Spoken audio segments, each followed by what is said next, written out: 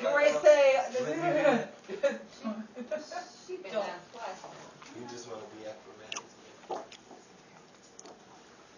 And you wearing your bracelet inside out. Come sit down.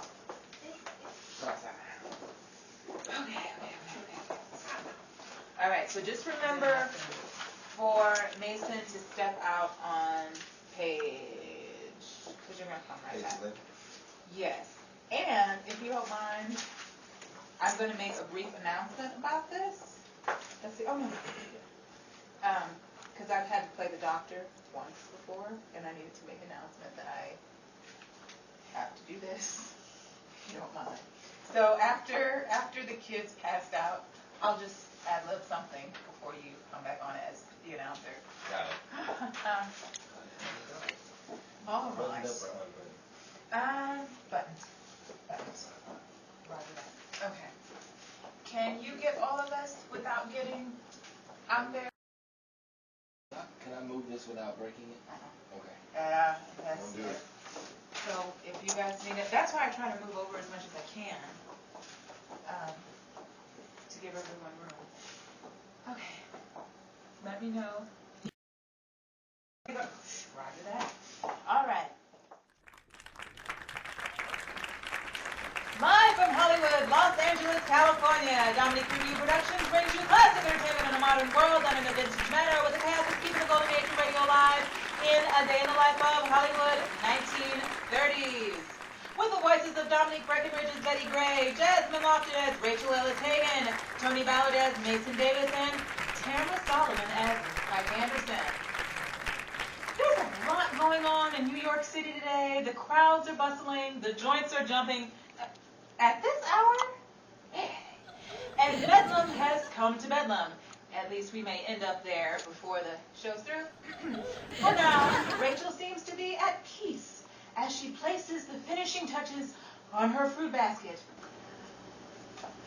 Better let her explain that. Carry on.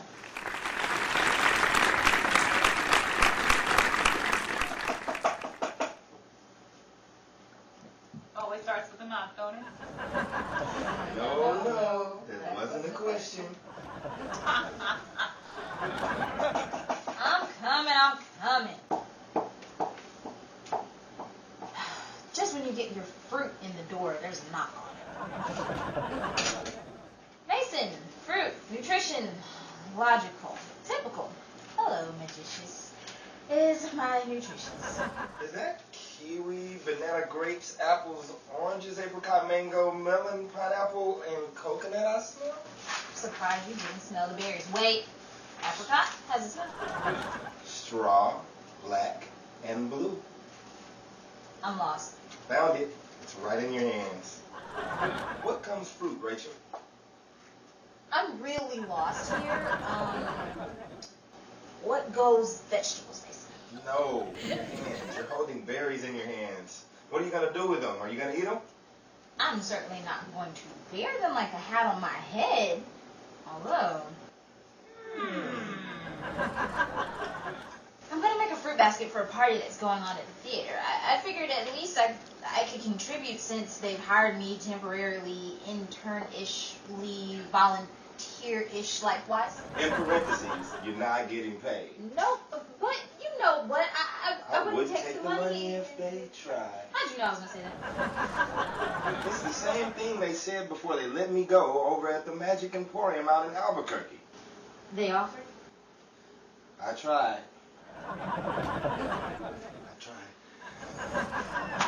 But my hands just weren't quick enough. Anyway, is Betty around? Nope. She's out for a spell. She's at it again. Can't she stop at just one? I mean, out of the premises, not on location. She left the building. She's not. Oh, what? Rats. Rachel, come down off the scones. Everyone takes everything so literal on this program. Jeez. Lost my shoe someplace. Is that a lemon? Now what's the beef, Mason? Ask the potatoes. I'm here to pick up Betty. She was supposed to help me train the kid before the big fight tonight at Madison Square Garden. Oh, that. She told me she'd catch you after her dentist appointment and asked me to step into her place until she gets here. You? Gee, thanks, Mason, for making me feel so absolutely wanted. If you ever have children, I'm sure that you will smother them with barrels of laughs. A barrel, anyway. Sorry, Rachel. I didn't quite mean it the way it sounded. I meant, you're not my type. How lucky for the both of us. You're not mine either. No. I mean, you are in one way, but not in the other.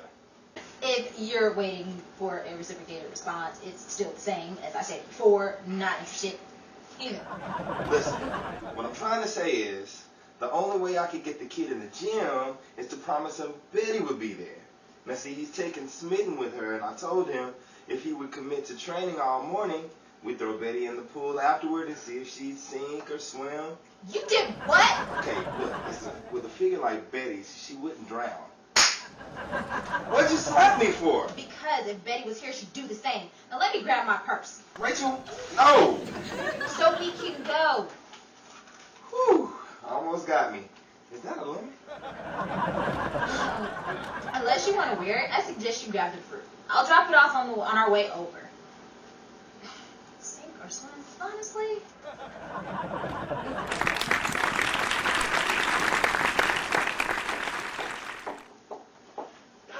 Thanks, Anderson, for coming with me to the dentist office. If there's one thing I hate, it's the dentist office. Don't thank me yet. We're nowhere near the office, but I suspect we could get a lot further than we are if you'd only let go of the light post for a minute to walk a step or two. You think I'm holding on because I'm scared of the chair? Stop making it sound like you're walking the last mile to the chamber to sit up with Clark Gable in Manhattan melodrama. Die the way you lived, all of a sudden. What a way to go. Come on, Mata Hari. I said Mata Hari, not Anna Karenina. Let's start walking. You kidding? Look at that traffic. I'm not stepping one foot out there until it's safe. Then I'm afraid you'll be waiting a long time. If you think cows at the county fair have anything on New York traffic, you have nothing.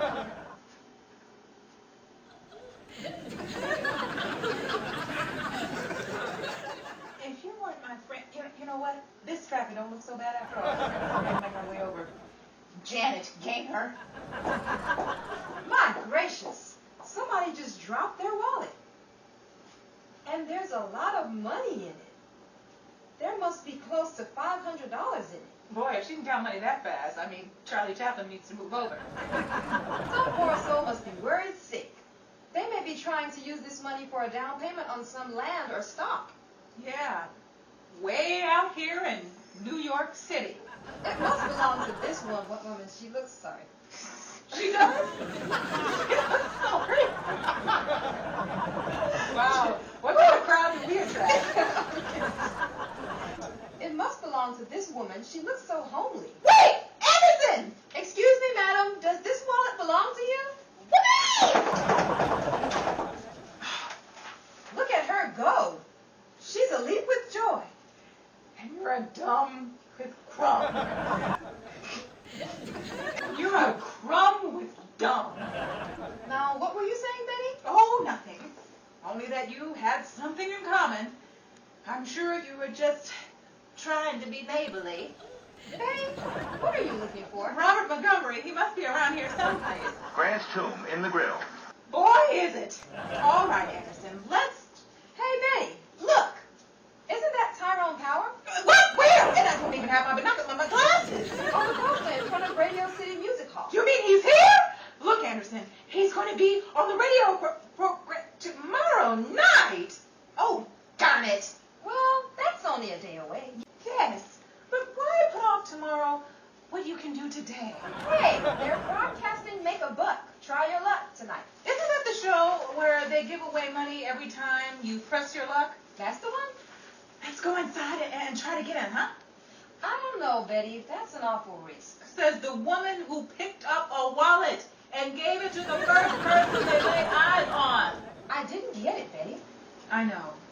You let it go. Just right.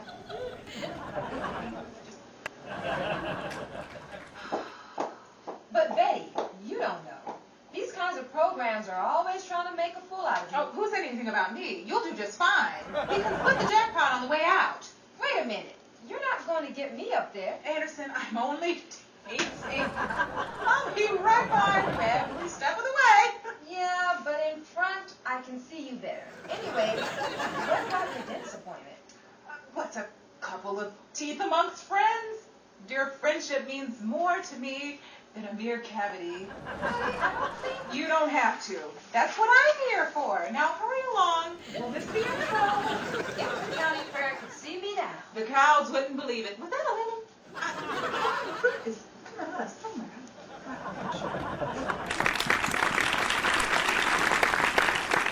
25, 26, 27, 28, 29, 30. Well, that's all of the grapes. Woo! If I eat any more of this fruit, I'll be as big as a grapefruit. I haven't had one of these since Cagney threw one in Public Enemy. Went off the market for 1 minute. Mason, my fruit! You ate my fruit! Kid? Where did that kid go? Eating up all Rachel's fruit and her basket and left it sitting by me to make it look like I did it. And put this grapefruit in my hand and ran away. Oh, she's still looking at me. Maybe if I stand still, she won't see me. Oh, Rachel, is that you? Mm-hmm. The oddest thing just happened. I was sitting here waiting for you to come out of the confidential privacy room. Oh! Someone just hit me in the head with a lemon. Sorry, mister, I was aiming at the tail, but the donkey ducked. You didn't even leave the straw basket. Is that what that was? I thought it was wheat. All right, so I ate your fruit basket and the fruit in it.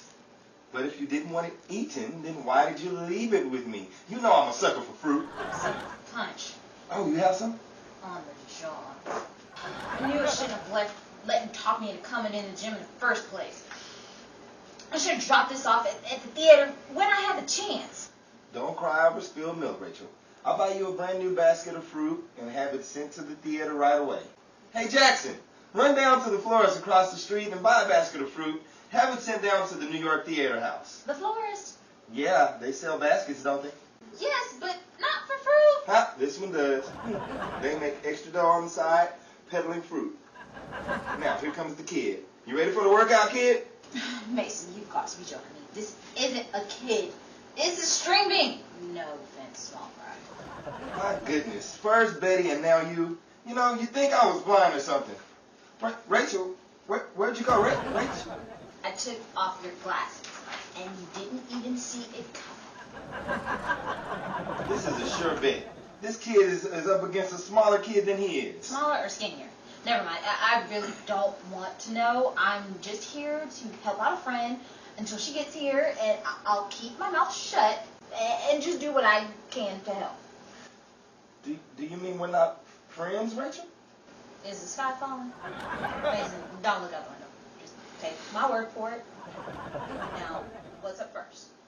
I thought I'd start the kid off with a little jump rope. Is he the rope? Or, oh, you want him to jump the rope? Well, I'll go get the hook. What do you need a hook for? He's gonna need something to hang on to dry out when it's over with. Look, kid, don't let her discourage you. Kid, where'd you go? Oh, look at this. Somebody get a mop bucket. Clean up on the main floor. The kid's passed out.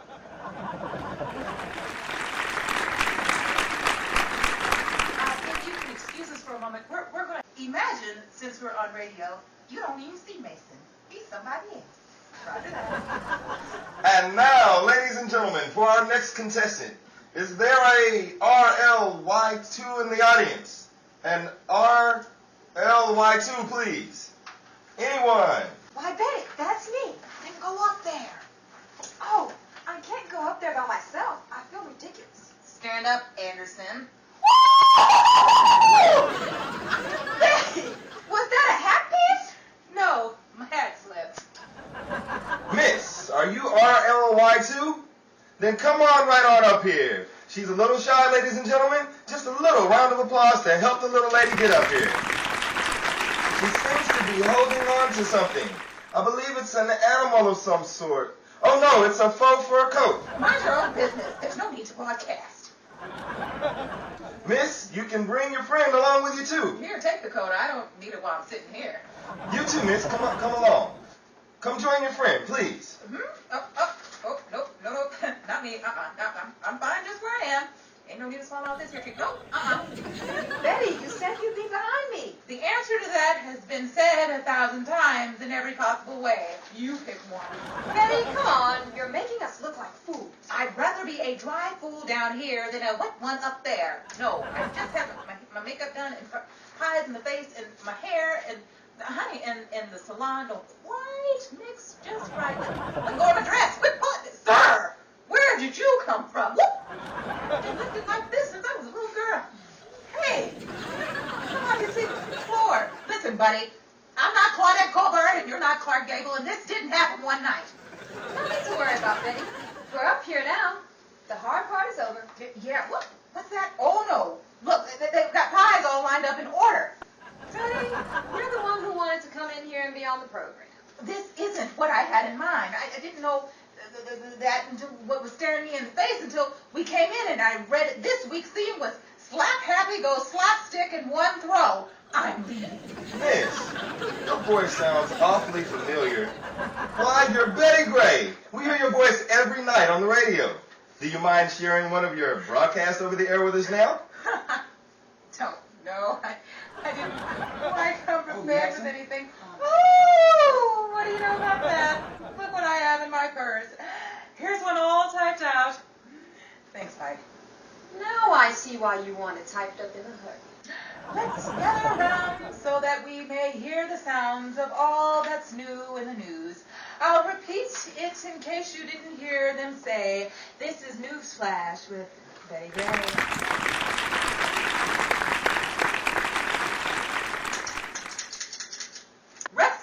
Not to be confused with the director of the same name, born October 20th, 1895 in Carl, Illinois, would leave a mark on cinematic history one should be proud of, with a career spanning over 50 years and appearing in just as many movies and television roles. Rex graduated from Northwestern University with a degree in medicine. Considering the day and age, that's pretty amazing. 1918 would be the year in which audiences would see Ingram for the first time, as it was his debut role in Tarzan of the Apes. 11 years later, in 1929, Ingram would make a different sort of a debut, Broadway. Oscar Michaud. No, he's not just the face on a stamp. He was a pioneer in film in his own right. He's regarded as the first black to produce a feature-length film, The Homesteader, in 1919, and a sound feature-length film, The Exile, in 1931. In spite of being born in Metropolis, Illinois, 1884, it was his experiences as a homesteader, moving from Chicago at the age of 17 before moving to South Dakota to farm and write 5 years later, and which served as the subject matter for his novel, The Homesteader. In fact, Michaud continued to make films for the next 3 decades, one which included his 1920s film Within Our Gates, serving as a response to D.W. Griffin's Birth of a Nation. Mr. Michaud died on March 25, 1951. He is buried in his hometown at the Great Bend Cemetery in Great Bend, Kansas. Just look for the gravestone inscription that reads, "A man ahead of his time."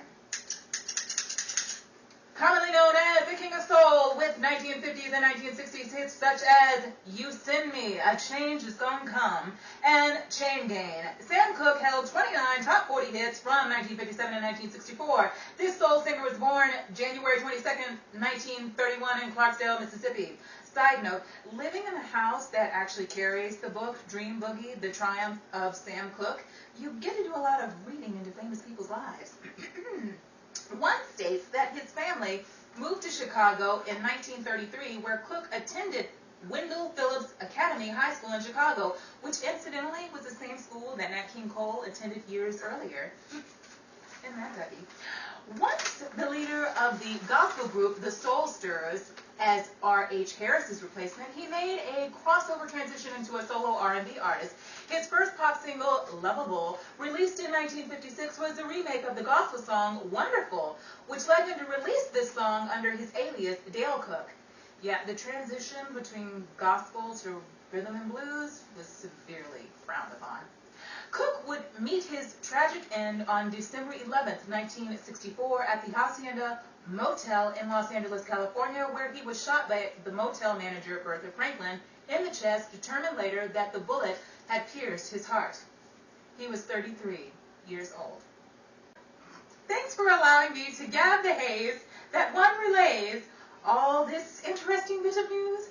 For if you snooze, you lose, but I'm sure no one is sleeping. Until next time we say hello again, I'm Betty Gray, signing out before signing in next week. So long, guys and dolls.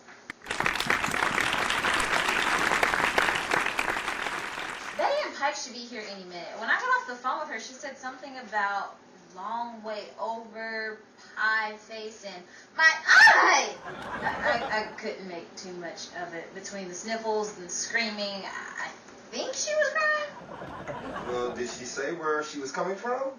Did she know how to get here? How hard can Madison Square Garden be to find, Mason? Aside from the big sign, I'm pretty sure by now it's a nation landmark. Really? If I've heard of it, it must be. Betty, Pike, it's about time you got here. Why are you so late? Our fight is already over. The time couldn't be helped. Betty, why are you covered in pie crust? Anderson and I had a little trip to the bakery. Betty and I stopped by the broadcast of the Make a Buck Try Your Luck show. Isn't that the one that they throw food at you? Yeah. Why did everyone know this but me? Obviously, I listened to too much Fibber McGee and Molly. The only thing you get hit with on that show is whatever flies out of Fibber's closet when he opens the door. Fibber, you really, you need to clean out your closet one of these days. What happened? Did you guys win? Did you get the reward? We were rewarded all right. We were handed $100 at the beginning. Things changed for every question answered. When Anderson here answered wrong, I got pied in the face. When I answered right, $10 were subtracted from the loot. So where's the money? All in all, you might as well say we broke even. For every answer I got right, Anderson got wrong. It was like a bad episode of Mortimer Snerd meets Gracie Allen.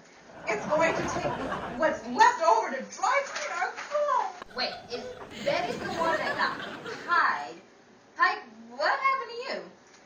Betty turned me upside down in the meringue machine after my last romance. How about you? How did we do in the ring? And where's the kid? He's in the steam room. Steam room? Are you kidding? Do you want to kill him? It's all right, Betty. He won the fight. He did what? I saw it with my own eyes, Betty. The kid walked out and knocked out his opponent in the first round. Before I knew it, they picked up his arm, yelling, "Hell, Kid Kelly!" How'd he win? It's easy. As soon as the kid walked out, he sized up his competition, took a deep breath, and his opponent fell over. Wow. What do you know about that? Sort of makes me feel bad for the other guy, though. Poor fella. You should have looked out for me, Charlie.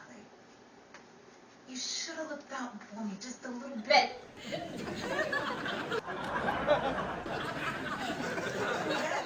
That means we get the $1,000, huh? The day wasn't a bust after all. About that, Betty, it seems like after the fight, Kid Kelly in there got an agent and a lawyer. Before I knew what happened, they swindled. Talked me out of the winnings. They did what? I'm not sure what happened, but it's the first time I've ever met someone who could talk faster than I could. Think quicker, too.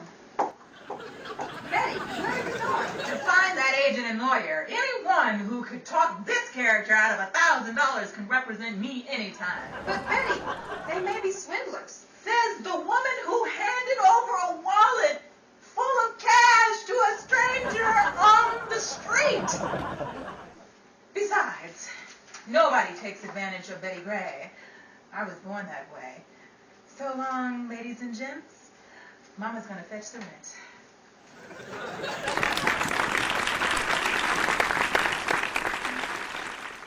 A Day in the Life of wants to thank you for tuning in to our broadcast, and Dominic Review wants to remind you to subscribe to Dominic Review channel, like us on Facebook, follow us at Dominic Review on Twitter, and share us with others before we bring you an all-new episode next week.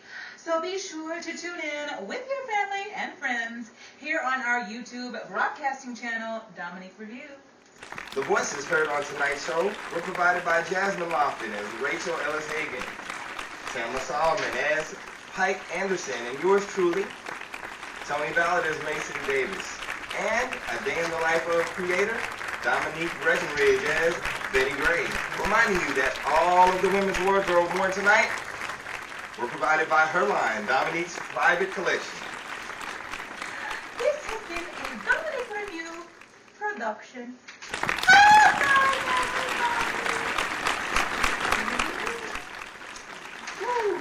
Ciao, Bella. You know what?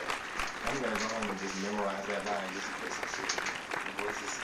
The voices heard on tonight. Yeah, I've gotten to where I memorize it now. I wanted to say what I wanted to say.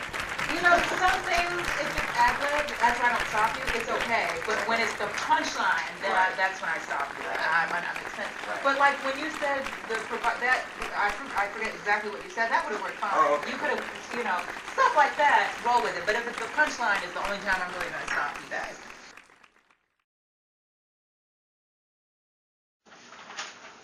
Well, it's the same thing I said before you let me go over at the Magic and Well, it's the same thing I said before they let me go over at the Magic Emporium out of the One more time. what is that word? Albuquerque. That's what that is. Yeah.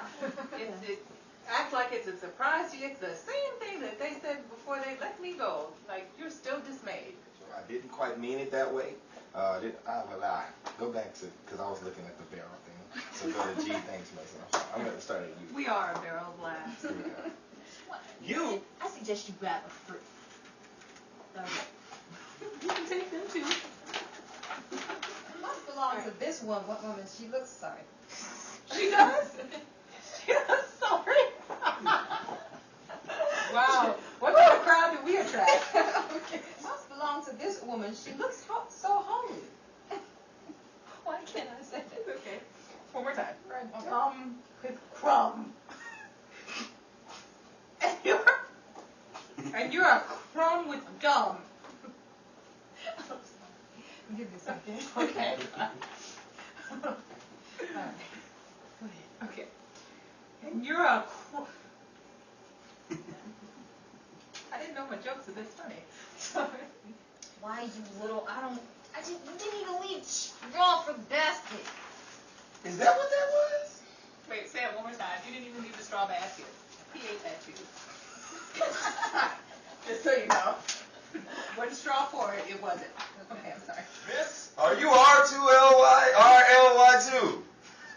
Which Miss, one are you? she seems to be holding on to something. I believe it's an animal of some sort. Oh no, it's a fox coat. No. It's a fox fur coat. Faux fur. It's a, huh? It's a faux fur coat. Oh. Like, not really real. I believe it's an animal of some sort. Oh no, it's a faux fur.